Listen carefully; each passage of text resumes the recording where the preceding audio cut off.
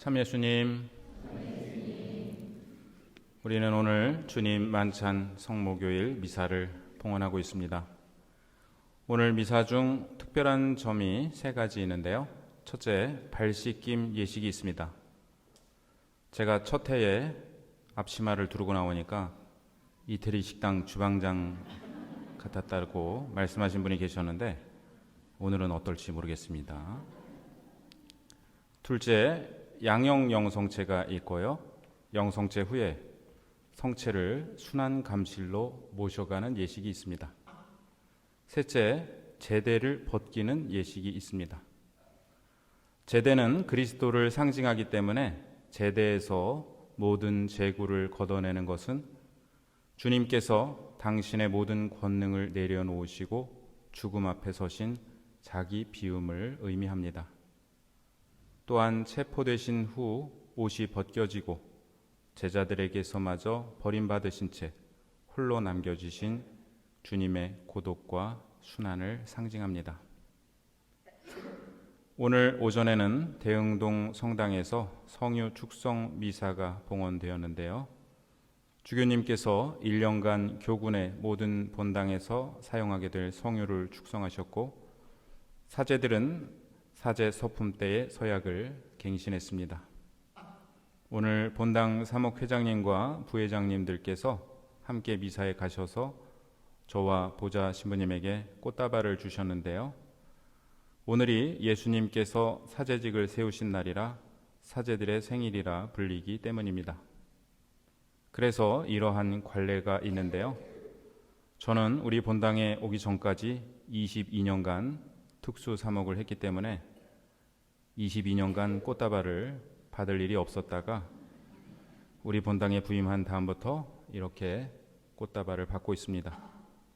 오늘 마르티노 신부님과 베니뇨 신부님도 성유 축성미사에 오셨는데 꽃다발을 못 받으신 것 같은데요. 네, 축하드립니다. 신부님들도.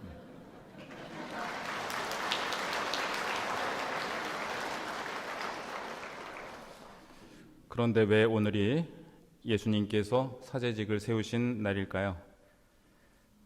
제2독서에서 바오로 사도께서 말씀하신 바와 같이 최후의 만찬 때 성체 성사를 세우셨기 때문입니다.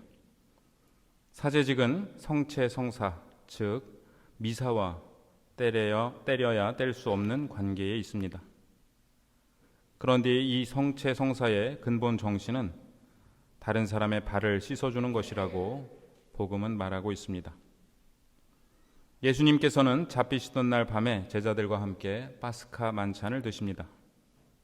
이 파스카 만찬은 제1독서가 소개하는 바와 같이 이스라엘 백성이 이집트를 탈출하기 전날 먹었던 식사를 기념하는 것입니다.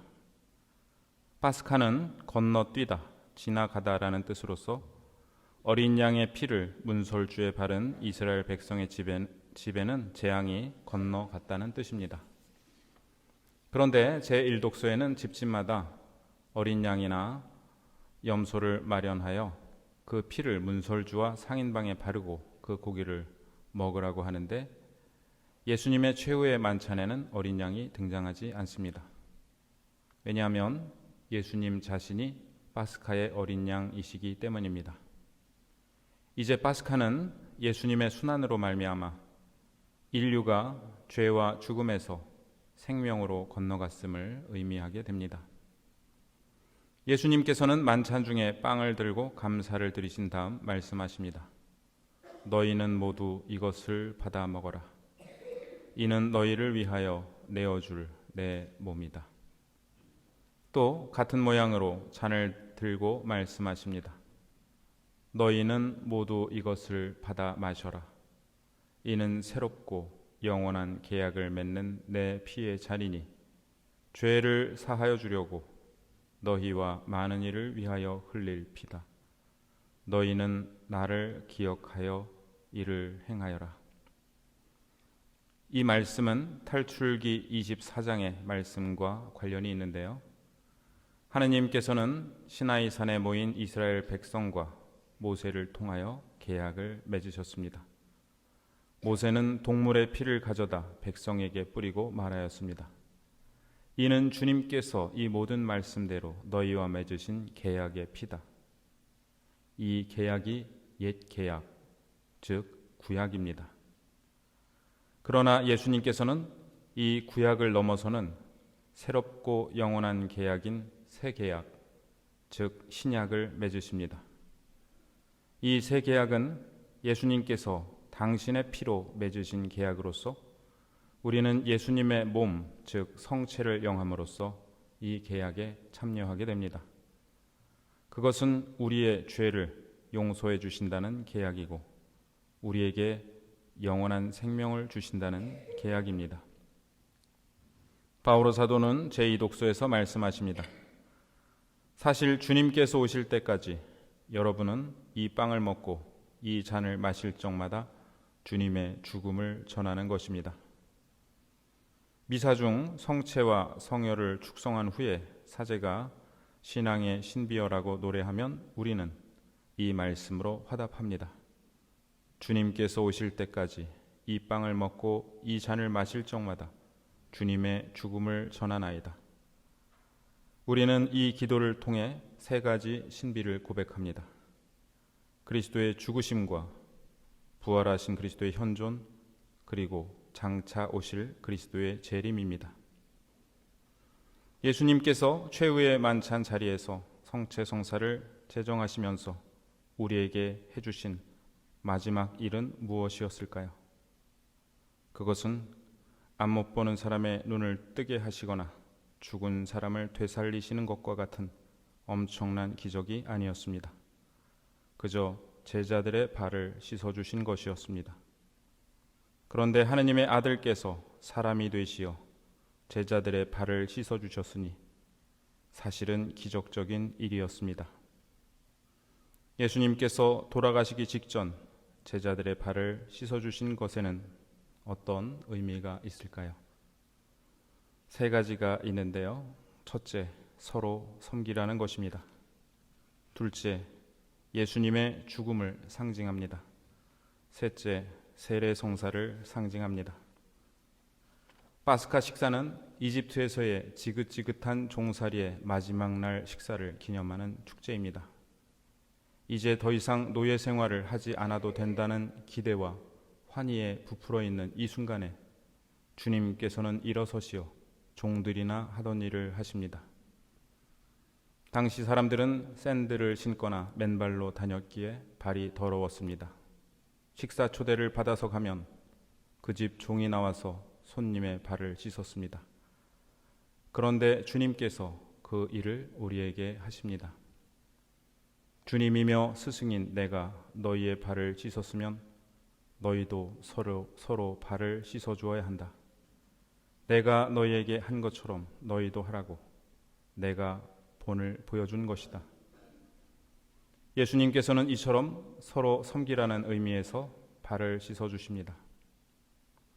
두 번째로 예수님의 죽음을 상징합니다. 예수님께서 사람이 되신 것은 스스로 낮추신 것이고 죽으신 것은 낮추심의 절정에서 일어난 일입니다. 제자들 앞에서 엎드려 발을 씻어주신 것은 이러한 낮추심과 사랑의 절정인 십자가 죽음을 상징합니다.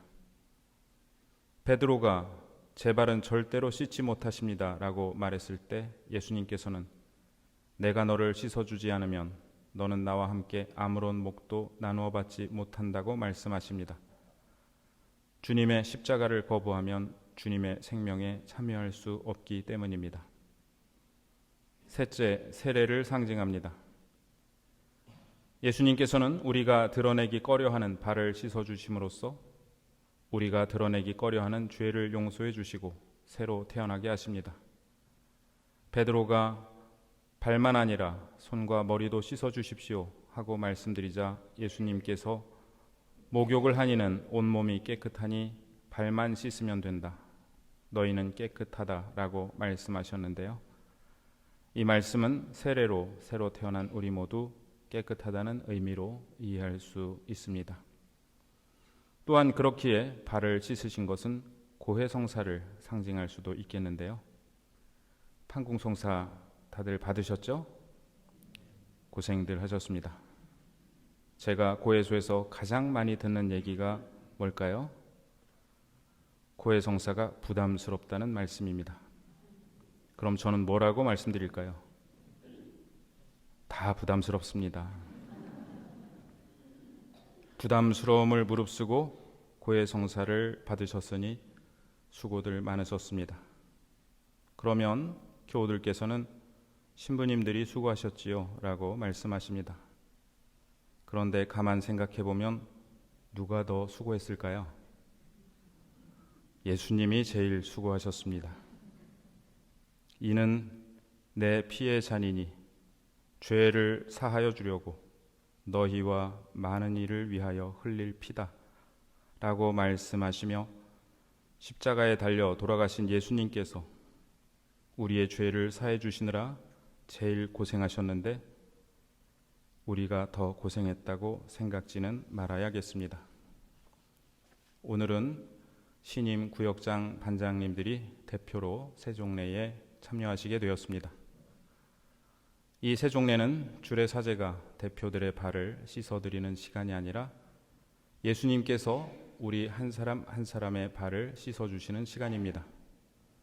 하느님께서 사람이 되시어 우리를 섬기시는 시간이고 나를 위하여 돌아가신다는 것을 보여주시는 시간이며 나의 죄를 용서해 주시는 시간입니다.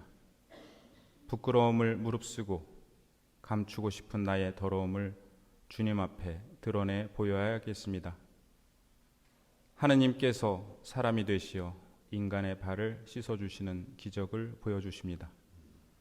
그 주님의 몸을 받아 영하는 나 역시 그 기적을 베풀도록 초대받았습니다.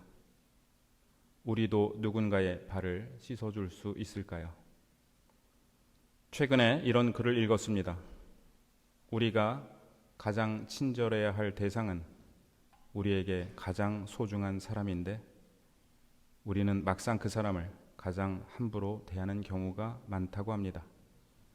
생각해보면 생판 모르는 남에게는 친절하려 하면서 우리에게 가장 소중한 사람들, 우리 가족에게는 친절하지 않은 때가 많은 것 같습니다.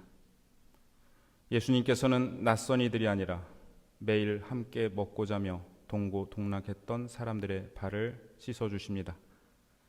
그들이 얼마나 약한지 누구보다 잘 알고 계시고 이제 몇 시간 뒤면 그들은 당신이 씻어주신 이 발로 당신을 배반하고 당신으로부터 달아나리라는 사실도 알고 계셨습니다. 그럼에도 불구하고 그들의 발을 씻어주십니다. 너무나 익숙해져서 때론 소중함을 잊게 되는 우리 가족들, 그가 부끄러워하는 그의 발을 우리도 씻어 주어야겠습니다.